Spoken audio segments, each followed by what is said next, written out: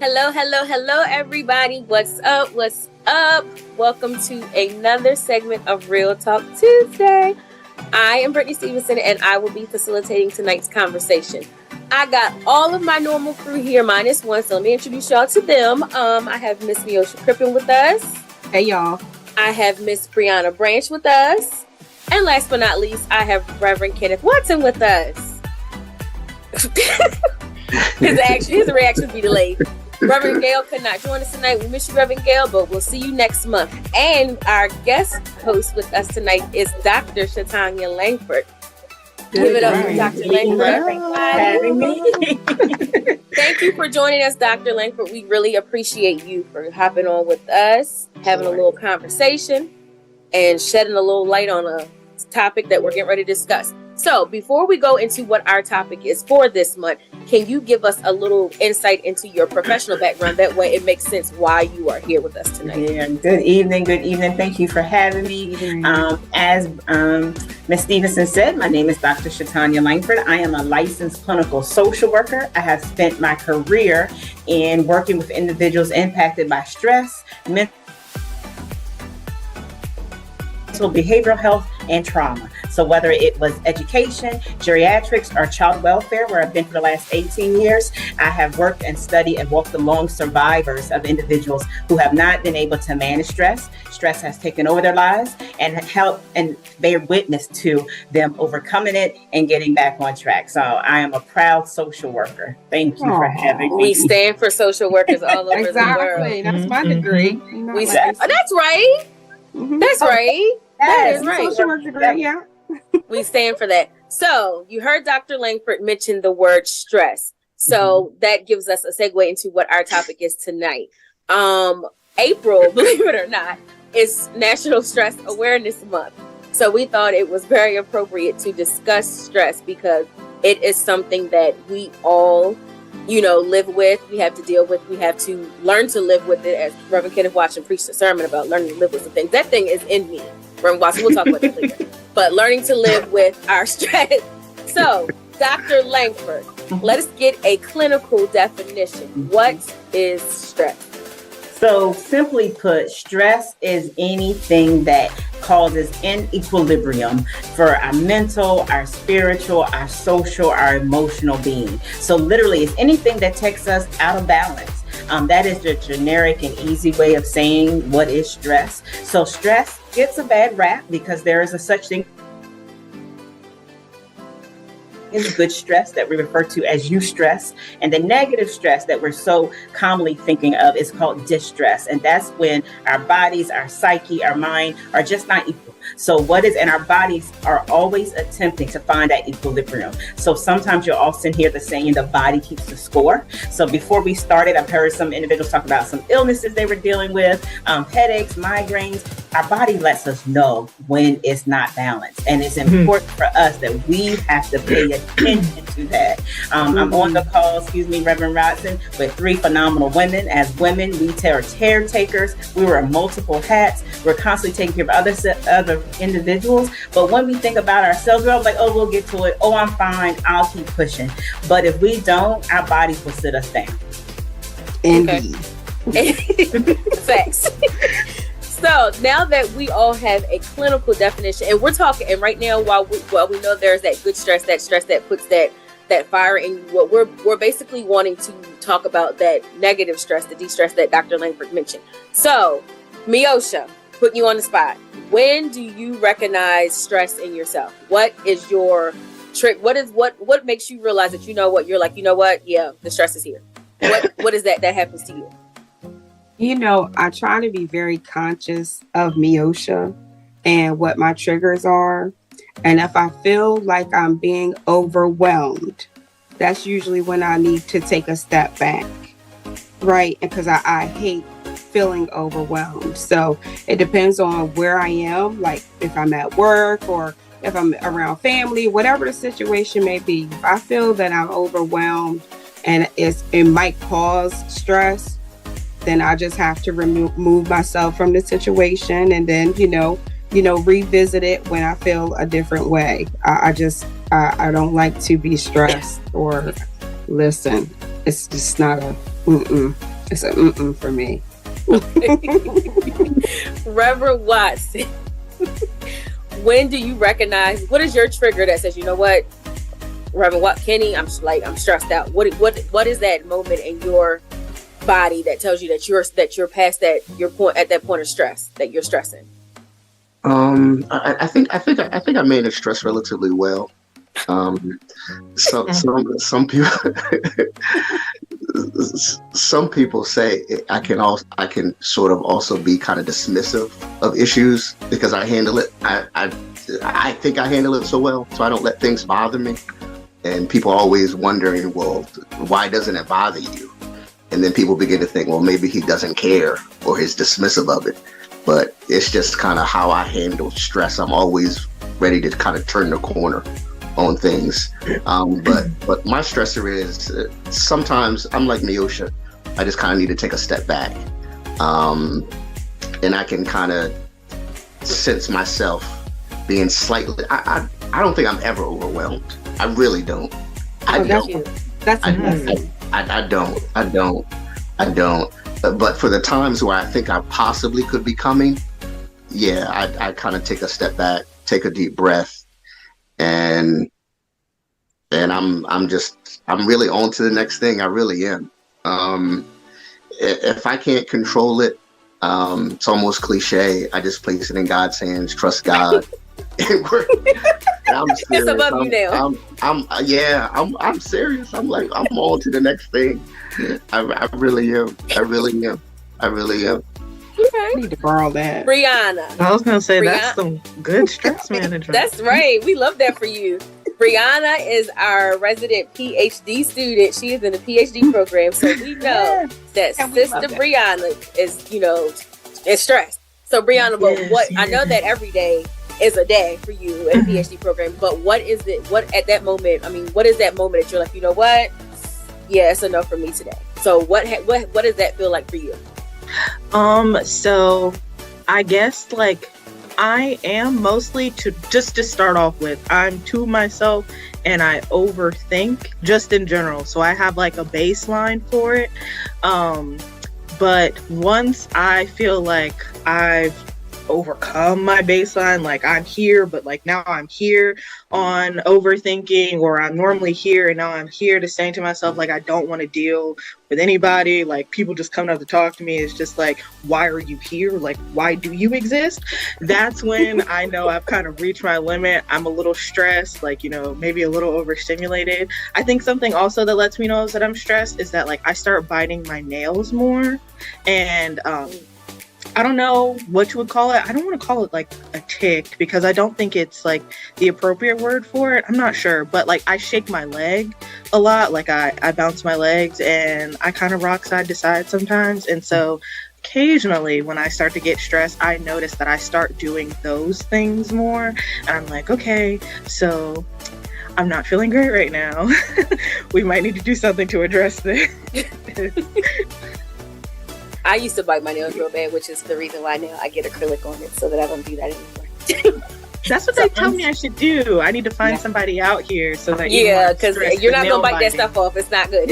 Yeah, and you pay for the bit over here, Brianna. That is anxiety and anxiousness, and you're rocking, you're shaking your legs. That is your body trying to self-regulate itself and soothe itself. So kind of like when we have infants and they're a baby, what do we automatically do? We pick them up and re-rock them. We're trying to regulate them. So that's a good awareness that you have of identifying what your body is telling you, but your body is automatically trying to fight for that equilibrium. So that's a prime example. So thank you for that. Yes. Dr. Langford. Doing stuff sometimes. I'm good. Dr. Langford, would you care to share with our audience, as a professional? I mean, you still deal with stress. So what is that for you? What does that look like for you? What does that trigger in your body that you say, you know what? Stop. Yeah. What does that feel? And I think the beauty of it is that we're identifying that none of us are immune to it. A man of faith, individuals, a lot of letters behind their names, people in positions, we're not immune to stress. My trigger, my sign that I know I'm overwhelmed is I am easily agitated. Now, I have the patience of Job. Like I said, I sit and work alongside people every day, but I know that when I start becoming short, like really like just getting to the point, because I am a action-oriented person, and I know that's my sign. So I think both Reverend Watson and Miss Miosha both said they do the same thing. They pull back. And I say it all the time, the power is in the pause. Sometimes we have to hit pause, take a step back, and really rejuvenate ourselves. And there's a lot of power in being silent at those times. And I've learned that the hard way. And just pausing. But literally, I become easily agitated. Okay. I think, and for me personally, since I didn't answer the question, mine, I get a physical sign. I'll start to get like a stomach ache. So I will literally start to get like nauseous and and for no reason. Like not even if, it won't be anything wrong. It'll be like, okay. So, so that's my trigger to let me know that when I'm starting to get a little overwhelmed, a little overstimulated, because I'll just get a random stomach ache out of nowhere. And then, I have to stop and think, like, did I eat something? No, it wasn't that. Did I drink something? No, it wasn't that. And then I'll have to, reassess to what's going on in my life. It's like, you know what? I'm a little overwhelmed. So this is what we're doing. So then I have to kind of calm back. So which is the craziest thing? Because it always starts with, it's like your gut. It's like a gut instinct, they say. So it starts in my gut. So now that we have recognized now that we've shared how we recognize stress in ourselves, how can we be better? How do you recognize stress in someone else to be an assistant? Because our job, our goal as people, as Christians, as believers is to, be helpers of one another. How do you recognize, we all have friends, we have family members, we have, significant others and different people. How do you recognize stress in someone else? Or do you recognize stress in someone else? Does anyone want to start? I'm not going to call anybody. I just want to, that's a question for the group. That's a good question. That's a good question. That's a good question. It is. So yeah, like me, me. Okay, so I'll start to give you guys Reverend Watson, did you want to talk? Did you want to say? No. Okay, so I'll start because I spoke about it before. ADHD brain, very analytical, very visual. So I pay attention to little things. So for some reason, I can always tell when someone is stressed just by the way they're, especially if it's someone that just they change up their patterns, little things and it'll be the littlest things. It'll be a conversation you're having with them, and it's like normally they would say this, but they didn't. So and then I'll go back and ask them like, so are you okay? And then before you know it, they're telling me, yeah, oh my God, I got this, I'm overwhelmed. I'm like, I was on it. So just being mine is just being very analytical. And people. So that's how I recognize stress in others is, just changes in behavior. So I guess that would be my answer. So anyone else want to share an idea? Yeah. That's something I think I need to improve upon. So I can be transparent in this moment. But I know for me, okay, I'll say my son. So I have an 8-year-old son. And I can tell in some of his mannerisms when he begins to get stressed about something. When he starts to scratch his head, that's a trigger for him that he's being stressed about something. Mm-hmm. Whether we're sports, whether he's doing his homework. When I see him do that, I'm like, oh, okay, that's like a trigger for him. And I kind of have to talk to him, and I use like certain words. I don't give like long talks. I just give him like specific words, and it kind of allows him to kind of depress and kind of calm down, and yeah, it helps his anxiety kind of subside a little bit. Yeah. So sometimes people's mannerisms change certain things. Okay. Miosha, Brianna? I would say, as we get older and we do hang around people, like you notice, sometimes people have bad habits. If they're stressed and they may not know how to deal with it, they might start drinking more or, going out more or just, doing things that may not be, in a normal part of their routine because they just may not know how to deal with what's going on, presently, in their life. And then, when you have a high stress job on the other end, it's a tough situation, I know, with myself, because I feel like I don't want to ask people all the time, are you okay? Right? Because I just open up the door for them to give me everything that they, are not okay about. And I just don't want to be in a position to receive that from every person that I talk to. So I've actually learned to just be like, hello, how can I help you today? Not, hey, how you doing? Because that could be a 20-minute conversation that I don't have. So just bad habits, for some people is how you can recognize when, they're stressed. Okay. Dr. Langford, I'm saving you for last because obviously you have the clinical background to it. So, Brianna. I don't know if I have like anything new or different to add. I think like changes in behavior, some things that I can recognize, mostly in people that I talk to though. So I'm not sure that like, if I were to go into lab and see the person who's in the lab next to me, I don't know if I'd be able to recognize in them if they were stressed about anything. But like, for the people that I'm close with, that I've had conversations with, things like that, like a change in tone, a change in how they answer the phone or something like that. I think that that's how I recognize stress in people. And also, I don't know, I just feel like a lot of my friends, we feel comfortable talking to each other. So sometimes it's not even necessary to like have to notice if they're doing okay. Like the phone call, be like, hey girl, hey, how was your day? Well, and then like go on about your day, or today wasn't so great. Like, do you have the mental space to talk about it? Like, can I share this with you? Like, can you handle hearing this from me right now? And then moving on that way. So. Okay. Dr. Langford. Yeah. I don't think you guys realized it, but you all had the same theme of being aware, and you're aware of those individuals and that power of connection and relationships to those who are around you, who are acting outside of themselves, not how they usually act or perform. Reverend Watson brought up a great example again, how his son tends to try to self-soothe himself by scratching. That's him trying to soothe himself. But what was ideal, I want to give you a gold star, is Reverend Watson, you said, I don't give long speeches. I said little things, because when a mind is dysregulated, they can't take a whole lot of information. Listen. So being aware that sometimes someone just needs to know, I'm here, I'm close. If you need me, I'm here, and I have you, and you can feel safe with me. Both Miss Neosha and Brianna made the comment about Neosha understands I can't take on everyone's stuff. So that's her own self-care. It's not even going into it too deep. But then also Brianna is expressed, you're safe with me. So you're safe in knowing that you can share that information with me. So being aware on both fronts of being aware when someone around us is acting differently outside the norm, but also knowing what your own capacity is to support that person at that time. So I think that's great. Awesome. Thank you all for sharing your POV on that matter. So my next question to you is, how do you think stress affects your overall well-being? Like I spoke about, so for example, I know the stress for me, it makes me physically sick.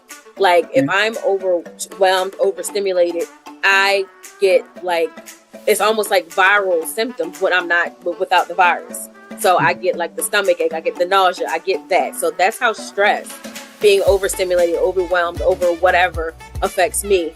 How does stress affect your overall well-being? Neosha. Listen, I'll tell somebody quick. I have a condition. I don't have time for this today. Like I know when I am not normal, and when I am not my best self, and when I can't be helpful to somebody else. So I just take a step back, and I just, I am really big on self-care. If I can't deal with it, I take a step back, I get my rest. Listen, I find that rest is so very important. It is so very important to make sure that you get your rest, and that you don't let fools stress you out too, because they will try it. They will try it. So the power of a nap. Listen. I'm not going to ask Reverend Watson right yet, because he tends to manage stress well. he might have some insight on that.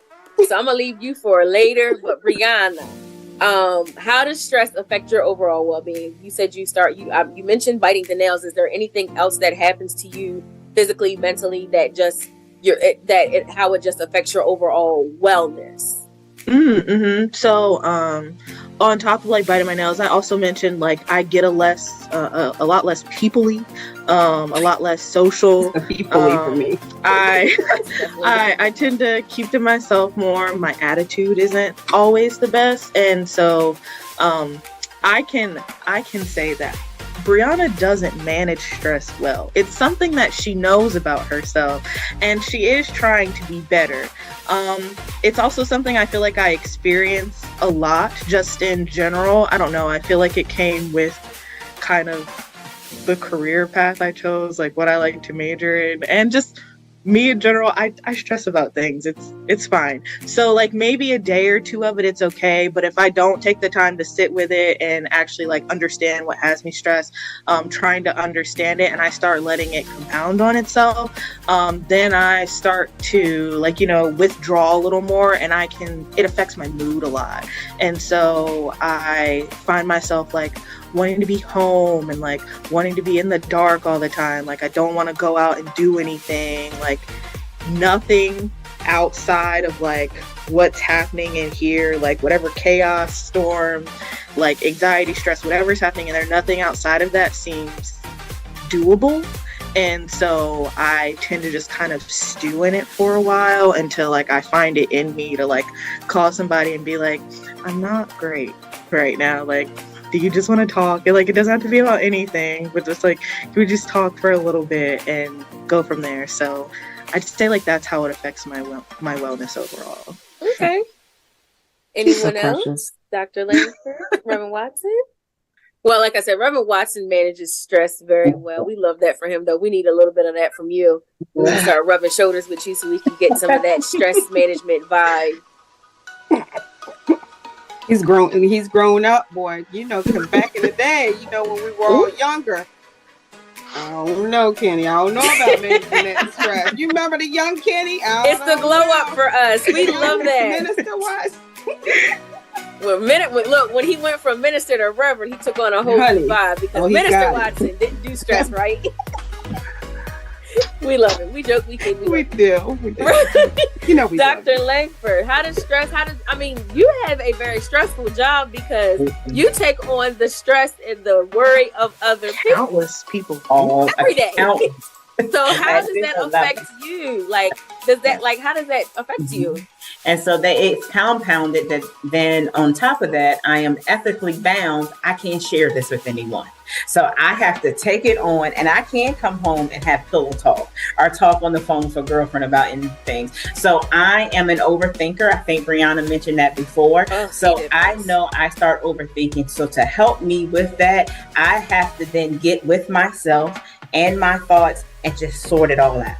And that helps me a great deal in managing it all, identifying what is it about this individual, these groups, these situations, systems that I have to manage, and how it's overwhelming me, and what can I do about it?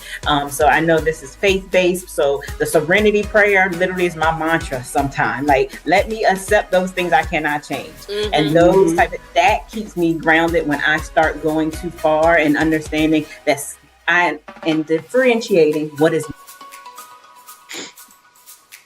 mine and what I don't have control over. So that's what helps me a great deal. Okay. So I have another question I want to segue into. Do you because I know all of us, we all have our different friends. We have our different, friends in social groups.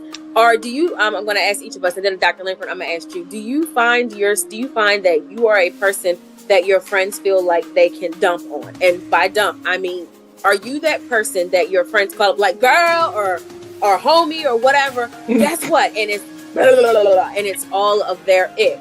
Are you that person in your friends group? Yes or no? Is that something that you experience? Because for some reason, I tend to be that person. And it's like, before I even get a chance to say, well, you know what? I'm actually going through some things right now myself. But hey, let's take yours on.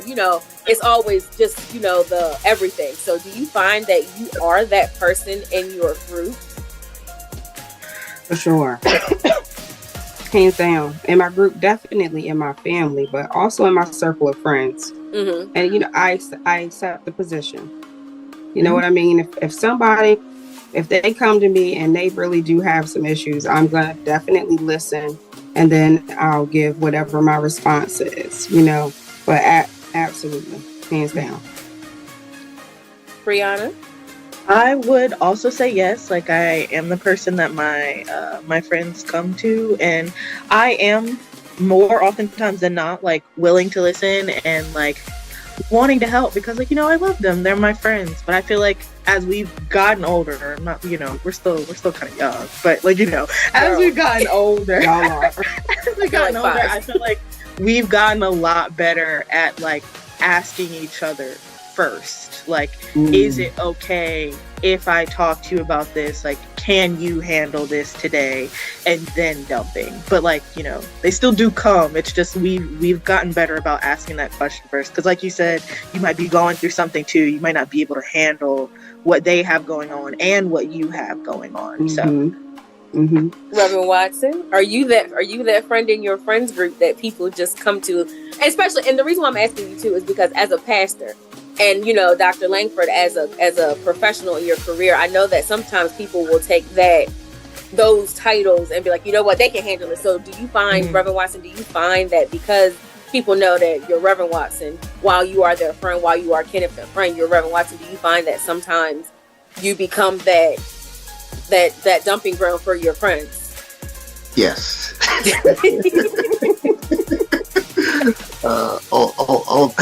all the time. But I don't view it as a negative. No. I'm happy to do it. I think it's rewarding. It's refreshing. I don't feel like it's a drain on me. And I probably would never allow it to be a drain on me. That's probably why it's not.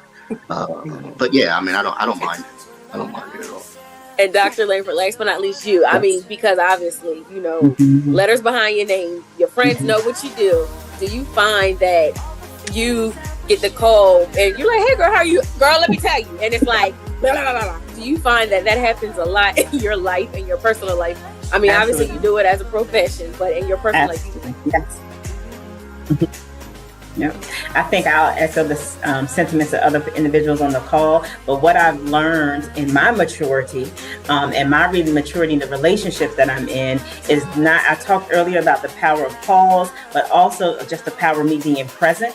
So I've learned to even say less, and the power of silence. Sometimes individuals don't want an answer. So I know initially my friends will call and be like, okay, I'm just going to send you my insurance benefits and just bill me. Just bill me. And it was a running joke because I would literally be on the call with them and walk them through, stand beside them and give them answers. And after a while, you just learn, just be silent, just be present, because then I'm not taking it on. I'm not getting frustrated when they're not making the steps I suggest.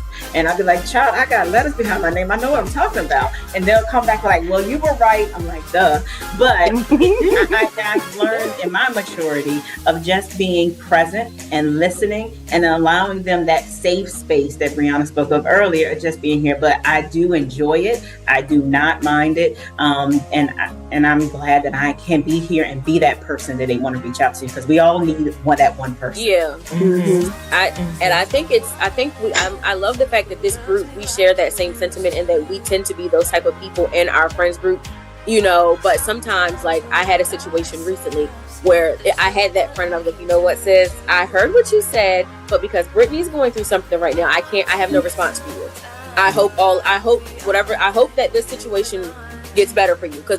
So I think that that's also important as far as, like Dr. Langford said, the power of the pause and just being in the moment. Because sometimes we have to realize that we have to be helpers of ourselves before we can be helpers of someone else.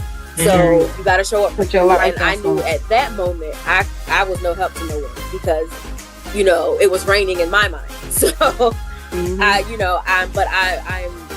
glad that I'm surrounded by people who are, like me, that we are the people who, take on, we're that people for our friends. We're good friends. So we love that. So my next to last question is, So now we've talked about stress. We've identified what stress is. We've identified how we recognize stress in ourselves. What are some of your coping mechanisms for stress? I want to start with Reverend Watson because obviously, you know, he is our resident chilled man. Look, I'm He is taking Mr. notes. Chill over here. No. So Reverend Watson. Because what works for me may not work for Well, no, for but that's the everybody thing. else. It's it's power. It's suggestion. What works for you? So okay, all right. So I've got three things. I'll give you three things. I'll give you 3 points, like I'm preaching a sermon, right? Right?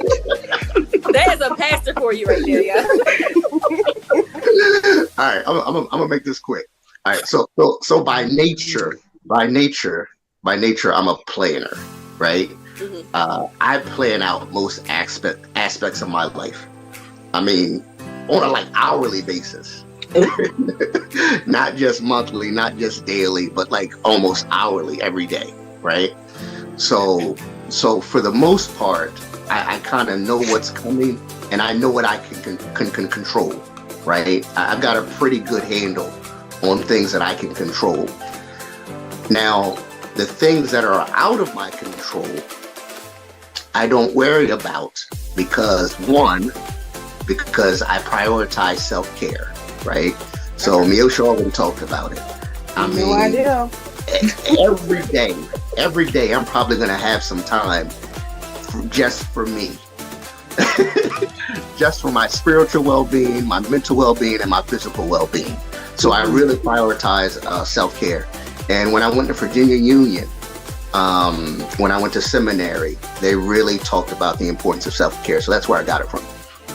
So if you ever want any self-care tips, I got a lot of them.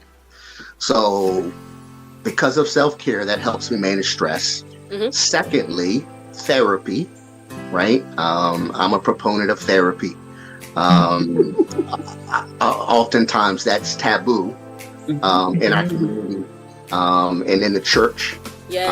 But as you stated, you know, when you constantly have people coming to you, you know, you often just want somebody to talk to, and you don't even want them to say anything. You just kind of want them to listen, right?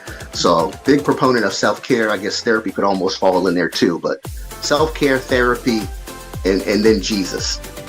If those 3 things can't take care of it, then I don't worry about it, and I just let the chips fall where they may. So that's how I kind of can keep moving. So let's take care of myself, go to therapy, and I seek out Jesus. And Yes. if those 3 things can't handle it, oh well. It's a wrap. Oh, well. Right. Brianna, our resident PhD student, how do you, in your busy schedule, what do you do to help manage your stress? Once you realize you're to that point, what do you do? What makes Brianna come back to Brianna? What makes Brianna come back to Brianna? You know what? It's never good for her wallet, but she loves a good home goods trip. Okay. So once I've I felt stressed, I'm finally coming out of it, I will put in some headphones, like have my music playing. I might do noise cancellation depending on how busy the store is. And I'll just walk around Home Goods and I'll just shop. Or it might not be Home Goods, it might be Target. It's just like some place where it's low stakes. I can just walk around and go like, oh, that's cute. I could see that being in my house somewhere. Oh, that's nice. Like I might be able to do something with this. And that just helps me feel better. I also like baths. I think those are really nice. So a nice hot bath, and I've recently gotten into candles and lighting a candle in there. Have a little show going so I can watch Welcome to the TV Big Girl show Club. while it's happening. I might take a glass of wine in there with me, or just some little cute snack. And I feel like it's so relaxing and it brings you back to peace afterwards. So those are my let's de-stress things. Okay. Miosha. My baby she's just growing right on Grow up. right on up on us. When did that happen? It's just so beautiful. It's the wine for me. But listen, it helps. You know, it can help with that stomach. So you know what they said. But anyway, for me, I'm definitely with Reverend Watson. I do believe in self-care because I believe that when you look good, you feel good, and that energy just resonates, right? But I also believe in spending time with myself and with God. Like, I am a person who does like to be alone a lot. I am very comfortable with being alone a lot, right? But I work so many things out in my mind when I'm just by myself, and it's just me, it's God, it's my music, and that's how I work things out, right? So, you know, those are my things. That's what keeps me grounded and able to give to everybody else every single day. I had a woman come in today who just lost her husband, and she busted out crying right in front of me in my desk. And, you know, it's just like, you know, I just like, Lord, just give me the words for her, you know? And I just sat there and talked with her, and I'm just like, you know, just take your time. You know, everybody grieves differently. It's just one of those situations where you just give so much to people every day. That's why I make sure that I just take my own time, right? And just to be in my own space. And that's what makes me happy, because happiness is important. Contrary to what a lot of people believe, I believe that happiness is important, and it does resonate. Like, you know, people like to be around you because they're like, oh, well, that's different, right? So I need to do what I feel is necessary so that I can still be a light to other people. Facts. Right? When you use that term light, and I was watching something with Kelly Rowland, and she was talking about how, you know, I am light, and, you know, darkness is attracted to it. So you have to keep being light in order, you know, you're going to attract darkness, but you still have to, you know, be a light through that. For me, something that I personally do when I feel like I'm stressed is, this is going to sound insane, but this is my thing, is I will have this really nice conversation with myself. I'll talk it out loud, where I'm literally just talking it out. Like, I'm having this conversation, with you all, only it's just me. I mean, God is listening, but right. I'm talking it out because I feel like if I get it out of my head, then, you know, it's out of me. It's not wrestling around up here. And then once it's out, it's like, okay, now I can process it. I can deal with it a little bit better. I can, and if I hear it, it's like, oh, that don't even sound right. So that's not even, you know, it's that. So that's one thing that I do. And I'm also a Brianna, where it's giving, I'm going to go look for something nice, but mine is an Amazon. I love a good Amazon haul. I have so much stuff in my cart right now because I was dealing with some things. And so I didn't buy them yet. But, you know, I love a good pick me up. It's the eyelashes, or it's I saw a new lippy I like, or someone suggested something for a skincare product. It's the treat yourself. So that is definitely a good stress reliever. For me, obviously prayer, you know, talk, pray all the time, pray without cease, because keep your mind regulated. So Dr. Langford, what are some things that you do to de-stress, and then as a professional, what are some things you recommend? What would you recommend to our viewers, just in general? Right. So I am an only child. So being with myself is something I'm always used to. So I'm hitting on what everyone else said about just being alone and taking that time in that silence. And in that silence comes so much revelation. But my top 3 is definitely that silence. I am great company. I don't say am by myself. I am with myself because I am important. But water moves me literally. I have water in my backyard, and I will drive to an ocean, which is less than 30 minutes away from me. And at any given time during the day, I will just pick up and drive because I need to be near water and music. So any type of music, I'll range from classical to instrumental to, I'm sorry, Reverend, to unedited rap lyrics from the early 90s. So that I must get it out. So any of those things. And what I recommend to individuals is that self-care, managing stress, it is personal, but it's also intentional. We all see the self-care, lighting candles, gardening, taking walks, exercise. We see it, but if we don't put it into action, it doesn't matter. And what may work for one individual may not work for me, and it's not bad, but it has to be individual. And what is that thing that really speaks to you, moves you, and centers you? That's what you do. And it doesn't matter if everyone else is enjoying, because I can't do the shopping spree. I'm sorry, I got 2 children that stay in my pocket. I can't afford it. But it is truly being with myself. And that works for me. So I say that if self-care, managing stress, it is identifying, listening to your body, but doing what feels good for you, regardless of what anybody else thinks or wants or need at the time. I brought up children. Reverend Watson brought up he has a son. They need all the time. Sometimes we have to protect that boundary, even if we're a parent, and say, not right now. Give me that 5 minutes. My best therapy is when I pull into my garage and I sit in my car. My husband and my 2 children, no, don't you come to that car until I come. They all do not come outside. Do it.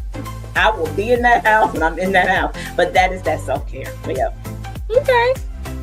So now this ends our conversation on stress. Does anyone have anything they would like to add?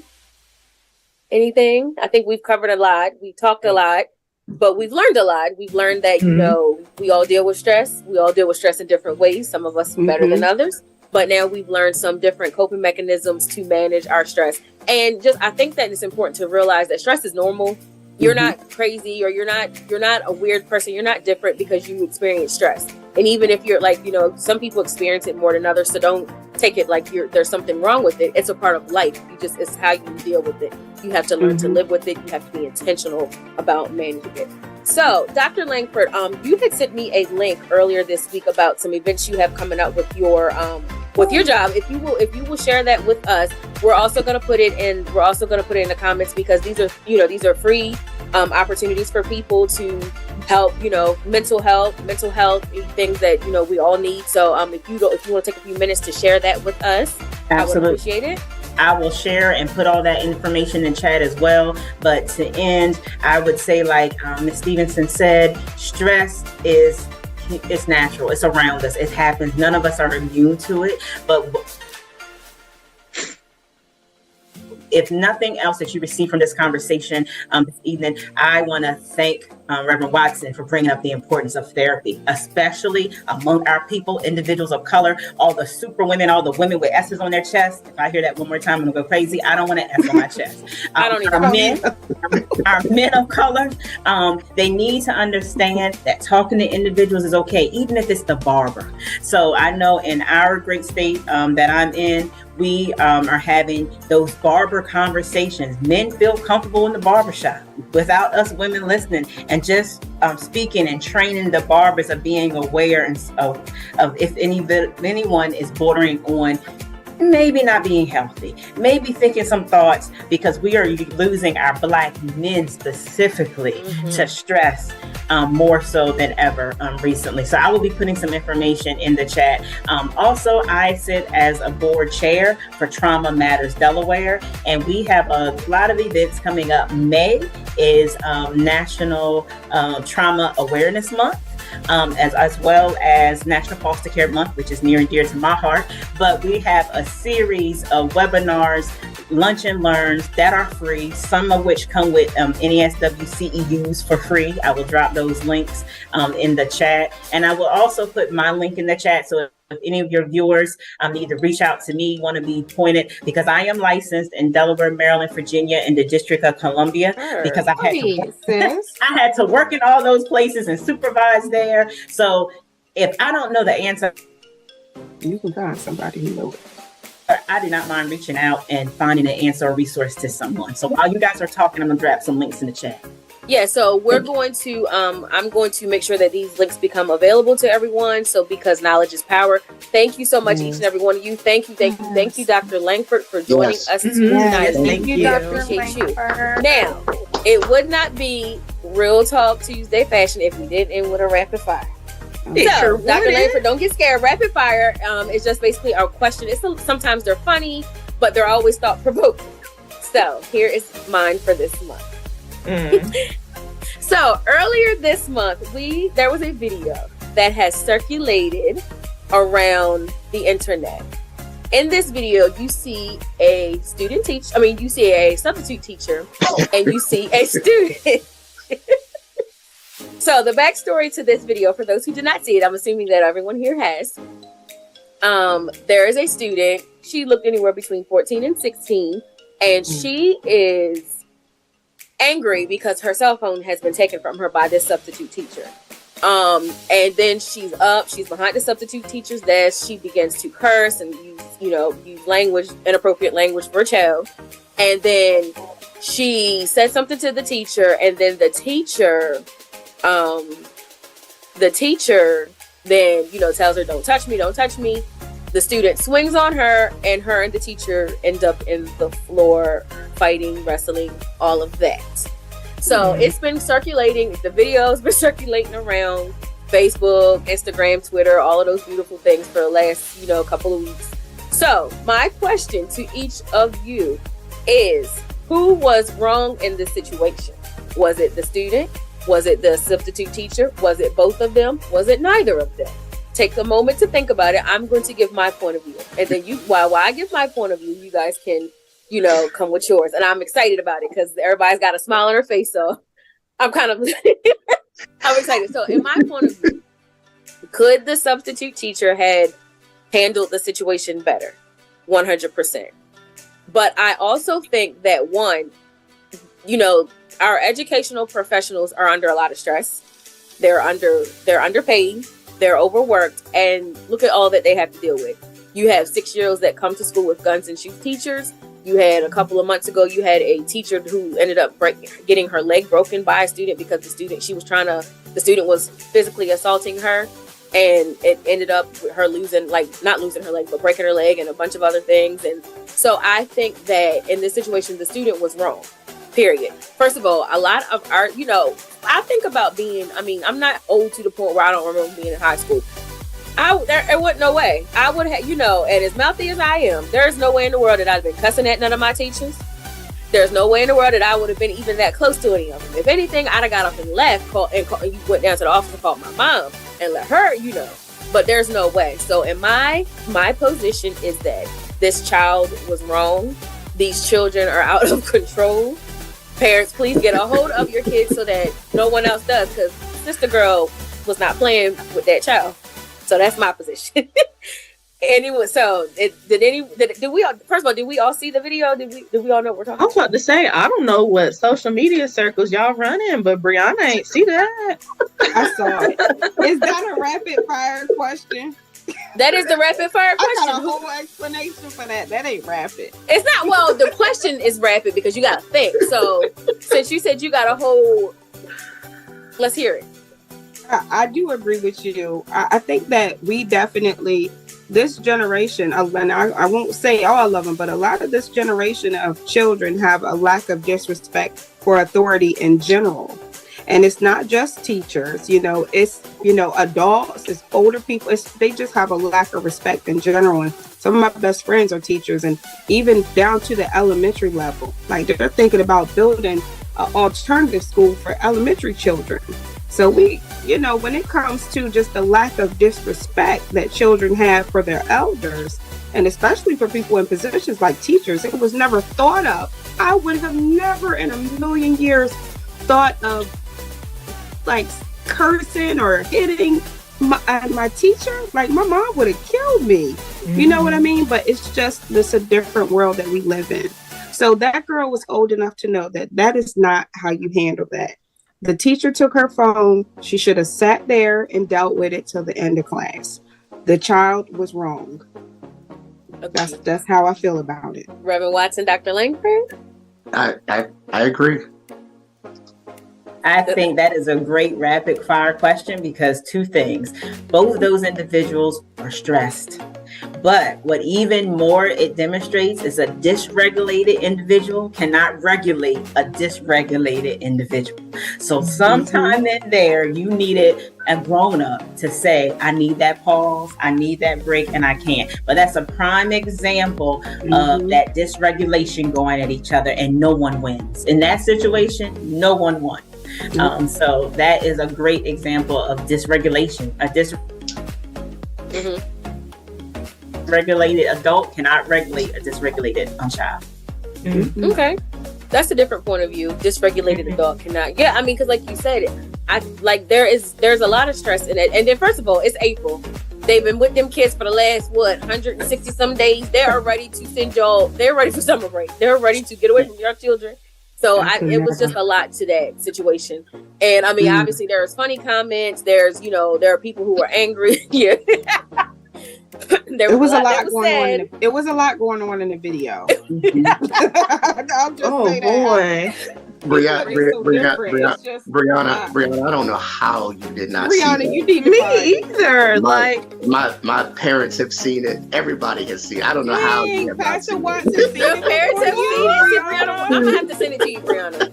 So behind. I'm okay. Well, I mean, I don't know. I mean, just listening in, it sounds like the student was wrong. When you get in trouble, you're in trouble. Like, you can't be upset that you got in trouble because, baby, you did it. So yeah, that was it. Like the teacher took her phone. No, whether if the phone being taken was just or not, she took it. And if there was an issue, like I said, if anything, if I was that angry, I would have gotten up and I'd have went downstairs. I didn't call my mom because this woman took my phone. I could see me doing that. But for me to have gone to her and cussed her, no. Because was she like young? Like, was the teacher young? She was giving late 20s, 30s. I was gonna say, I only asked because I know there are a lot of like younger teachers now too, like my age teachers, like 23, 24. And like, if the girl was somewhere between like, you said she was upper range 16. All I'm thinking of she was is like a big if someone is throwing a hand at me at my good 23 years of age right now, I'm throwing it back regardless of what my position is. She physically slapped her. Yeah, my mama said, if you put hands on me, I'm allowed to put hands on you. And if I don't want anybody to put their hands on me, I should not raise my hand first. Thanks. But as soon as you lift it up and you make contact, you're fair game.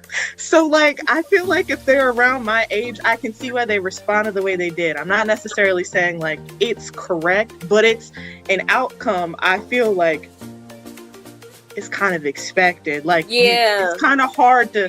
We should turn the other cheek, but we're not doing that. Because they hit. We can't always do it. These kids fight. They fight. Yeah. They come to school to eat lunch and fight. They don't want to learn. So I'm like Shannon Sharp. Jesus was in the Bible. I wasn't in there. I'm gonna put something on.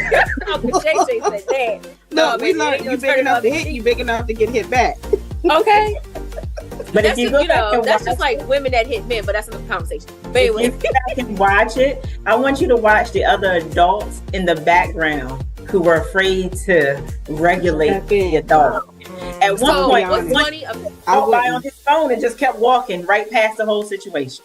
So no, I didn't see that. Oh my God, me either. I'm now about to watch it again. Now I'm here ready to go back to the somebody send it to me.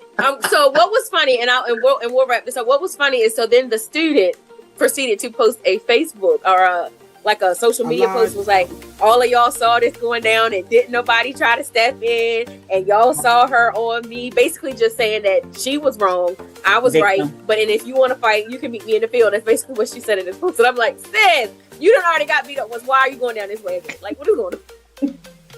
It was really hectic. Like you said, people are stressed. People are stressed. Leave people alone. Manage yourself the best you can. Don't put your hands on nobody so that we can all go home and have a good night. So that's the word of today. Yes. Thank each and every one of you again for joining in with us. Thank you for watching. We have some information down in the links about the things that Dr. Langford spoke about. Thank you again, Dr. Langford, for joining with us. Yes. Thank you. Thank you so much. Until next. Round of applause. Correct. I'm rushing it out. Until next time. Peace out. Bye, y'all. Thank you for having me. Have a great night.